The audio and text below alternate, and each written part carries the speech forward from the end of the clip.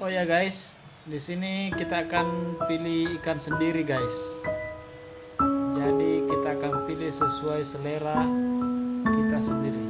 Nah, di sini ada cumi-cumi, terus ada udang sana, terus ada jenis ikan lema, terus ikan merah, ada ikan bandeng. Itu dari Makassar guys ya. Jadi dari Makassar dikirim ke Sorong sini.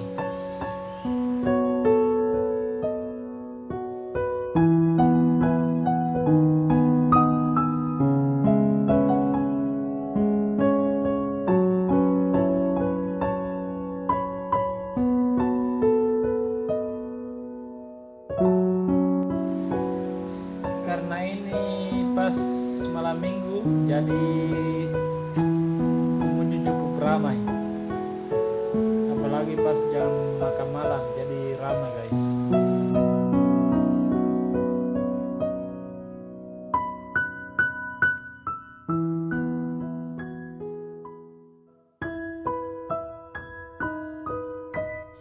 Oh ya guys, di sini itu menu favoritnya yaitu dada tuna.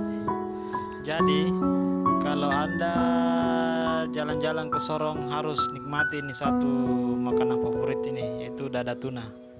Bikin ngiler guys.